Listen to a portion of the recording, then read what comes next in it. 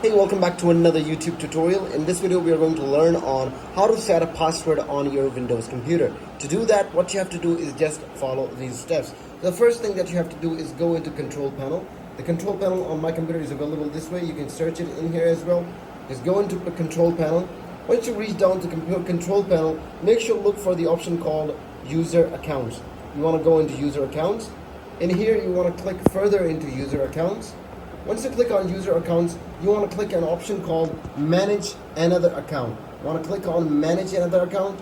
Once you click that, just double tap it. And in here you want to see and create a password. There's an option called create a password. So you want to click on create a password. In here, if I type in a new password, you can type in a new password. You want to confirm that password and type the password hint. For example, if I hit a password, if I write Pakistan 123 Pakistan 123. Again, if I go Pakistan 123, and I want to go and create a password.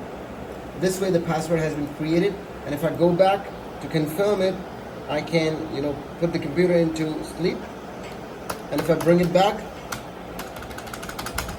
I want to play with the keyboard until it turns out to be back. I'm not getting an option because it's back now. It will take a few seconds. So this is, now we have a password appearing. So we're gonna click on Pakistan 123. You can see we have successfully put a password on our computer, on PC. And if you find this video really helpful, make sure to leave a comment below. Subscribe to this channel. We'll see you in another video. Keep visiting Tigez Schooling.